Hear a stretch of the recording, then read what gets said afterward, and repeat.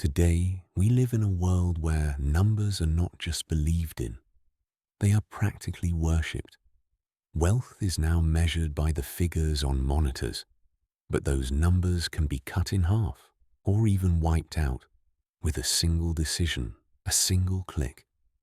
Ancient civilizations had far less technology than we do, but they understood the true meaning of real wealth far better. For them, money was not just a tool. It was trust. It was hope. It was resources. It was a struggle for survival. Let's take Egypt, an empire that stood for thousands of years. Its power did not come only from gold. Its real wealth was grain. Every year the Nile flooded, nourishing the land with its flowing waters. Egypt was the bread of the ancient world. The pharaohs understood one simple truth very well. Real power is the ability to feed people. Grain silos were protected with the same seriousness that gold reserves are protected today. When scarcity arrived, society did not fall apart because real abundance was in storage. It was on the table. Today, countries announce record-high GDP numbers, yet people are dependent on food banks. Egypt's wealth was tangible and clear. Ours, more often than not, is nothing but an illusion. Now let's look at Rome. Rome's strength came not from conquest, but from trust. The silver denarius was accepted across the entire empire because the coin actually contained real silver. Then came the familiar mistake. The currency was diluted. More money was printed to reach more people. At first it seemed to work, but people noticed. Prices rose. Trust was shaken. Inflation took hold. Replace the denarius with the dollar. The story is the same, only the technology has changed. Rome proves one thing to us. Money is money only as long as people trust it. Before Rome, there was Mesopotamia, the Babylonians. In Babylon, money wasn't even metal. It was written on clay tablets. There was debt.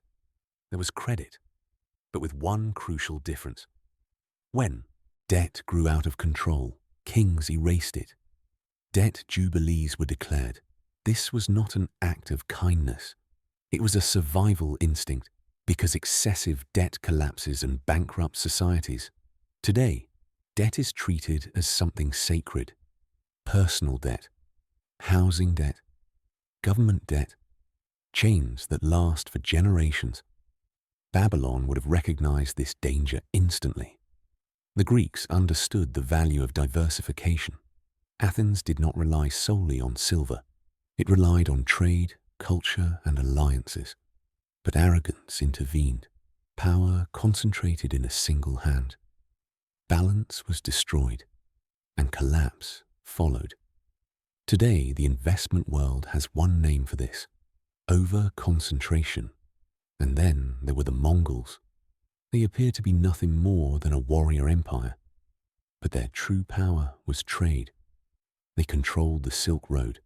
They secured caravans, because they understood one thing clearly: if trade stops, wealth dies. Today, trade routes are enforced with weapons, sanctions, blockades, broken supply chains.